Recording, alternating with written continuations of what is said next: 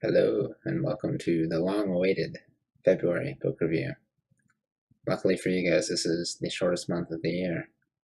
And I'm also recording this on the evening, or well, I guess it is the morning of the 28th, because I know I'm not going to finish any more books, unfortunately. I'll talk about what I'm reading now at the end, if I remember. But let's get right into the action. So this month I read 6 books. Again, 3 nonfiction, 3 fiction. I think so, yeah. So I started off the month with Mastery by Robert Greene. This book is all about craftsmanship and learning and how to do that. Oh my gosh, it's glaring awfully. Put this way. So, Robert Greene is like a super cynical guy.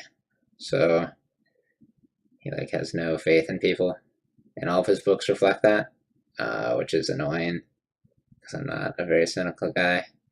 However, the reason I like his books is because he has a lot of history in them, and this was no different from his other ones. It was enjoyable, although I did like his other book on war a lot more.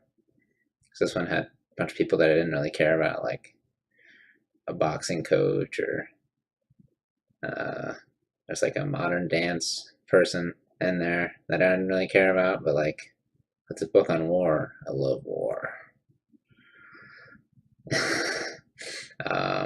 Which reminds me, I used to play Civilization all the time, and I would always go for the militaristic victory. Nothing else, just war.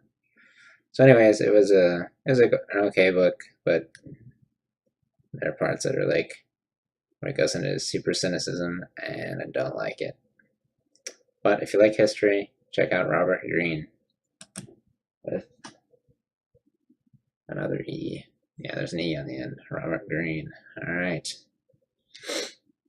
That was the first book. Second book I read was The Nicomachean Ethics by Aristotle.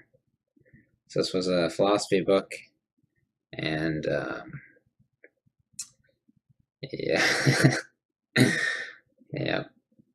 Basically, if you're not interested in philosophy, don't read it. This one was all about virtue. For Aristotle, virtue is like this scale where it's like perfectly balanced. So there's vice over here. Oh gosh, my hands are mirrored when I'm looking at myself. There's like vice over here and vice over here, and in the middle is virtue. So if you have too much of something, that's a vice, and if you have too much, or if you have too little of something, that's a vice as well. So like he goes over like 20 billion examples in the book, but like one is courage. So if you have too much courage, you're rash, and if you have too little courage, you're a coward. And if you have just the right amount, then you're courageous. So it's like that for a bunch of different stuff, and then also he talks about like justice, and there's like 10 different types of justice that he goes over as well. So, and at the end there's a section on friendship, if you like friendship. But unless you're interested in philosophy, I would not recommend reading it.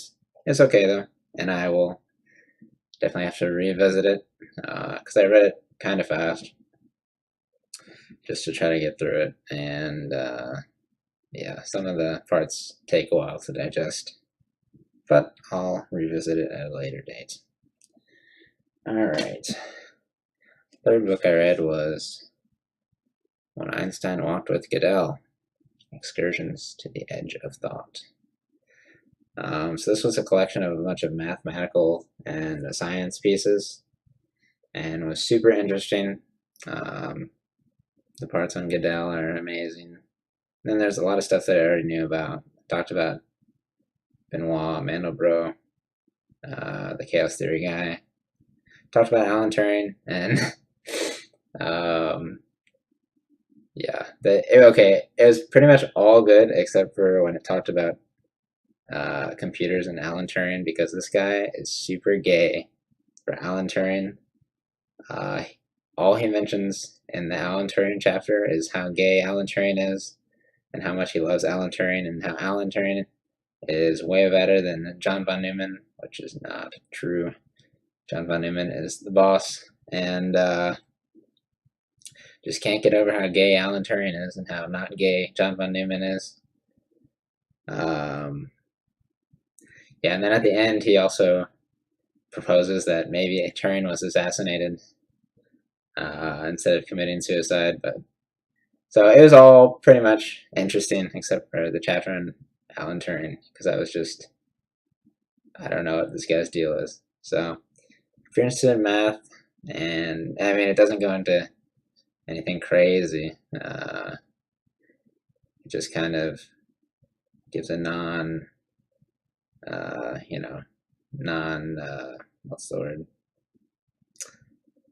It's just digestible. It's not like you're actually doing equations and proofs and all that stuff. So yeah, if you're interested in math, definitely read When Einstein Walked with Goodell. All right, moving on. We have We the Living by Ayn Rand. So I love Ayn Rand so much. I really love The Fountainhead, and I love Atlas Shrugged, and I thought I would love We the Living. But, like, Atlas Shrugged has a good ending, and The Fountainhead has a good ending, and I was like, oh, maybe We the Living will have a good ending. And, spoiler, it does not. So, this is about life in Russia when it becomes the USSR, and it's considered somewhat autobiographical because Rand was in there for all that fun stuff, which is not fun at all. And it follows his family, actually a couple families, but really there's one main character, and she has two love interests. One of them is a complete dick, and the other one is like absolutely perfect, except he's a communist, which sucks. So anyways, it's kind of about how this girl goes back and forth between the communist guy and the guy she's in love with, who's a complete dick. So yeah, it was very, very, very depressing. I expected a good ending, and there was not a good ending because it was set in Russia. So wow, it was pretty insane. But while we're on the Rand topic, she wrote this. This was her first novel, and then she wrote The Fountainhead, and then she wrote Atlas Shrugged. And The Fountainhead is my favorite because, like, in this one, she's like knows that there's a problem with Russia and collectivism and all that fun stuff. And then The Fountainhead, she like fleshes that out more while telling a really good story. But then in Atlas Shrugged, she just like hammers it into you. So I really like The Fountainhead the most. But this was okay. If you want to be really depressed and be like, wow, Russia sucks, then read We the Living. Okay. What's next? Oh, next we have Hyperion. This is a sci-fi book, follows 7 pilgrims on their way to the Shrike, which is this metal, evil, well, maybe it depends on your perspective, metal dude, time guy. I'm guessing is pictured here. Metal guy. So, this is about 7 pilgrims. They all have their own reason to go see the Shrike. And, yeah, it follows a priest, a soldier, a consul, an investigator, a scholar, and each of them tell their stories, and they all have the Shrike in them. The Shrike does something crazy in them. So yeah, very interesting, very very interesting, and it's part of a series. So I'm going to read more. Um, but yeah, let me just give you guys a little teaser into what goes on in Hyperion. So, like, all of the pilgrims have their own story, or well, we only get to hear 6 of them because one of them disappears. Ooh, I don't know what happens until the next one. Maybe you'll find out. But anyways, um, it's like the priest gets like this weird cross attached to his body and has to take like ultra morphine to like stop the pain from taking over him, and then um, the soldier falls in love with this girl, and then he's like having sex with this girl, and then the girl turns into the Shrike, and he's like, ah. Uh, okay, that was a really bad explanation. But anyways, um, it's like 6 horror stories, and these people are going to go see the Shrike to go, I don't know, try to solve their problems. And in the end, it turns into a really cool kind of interstellar politic game sort of thing, which is awesome. So I totally botched an explanation on this, but anyone that likes some sci-fi should check it out. Okay. Last but not least, Children of Time. This one was amazing. I mean, I pretty much never stopped reading it. It took me a few days, but like there were no parts that were boring. So it follows, or each, it's like set into 8 parts, and each time, okay, well, let me back up. So there's 2 storylines in Children of Time. One is humans, and one is spiders. So basically, there's this super arrogant scientist lady that is going to terraform a planet and then send monkeys onto the planet, and with this special virus to make them evolve faster. And monkeys end up getting burned in some political plot, but the virus gets released to the planet, and these spiders get affected by the virus. So these spiders start getting more and more intelligent, and each part of the book like kind of jumps ahead in the evolutionary cycle for the spiders. And on the other hand, there's the human part of the book, where there's these humans on an ark ship.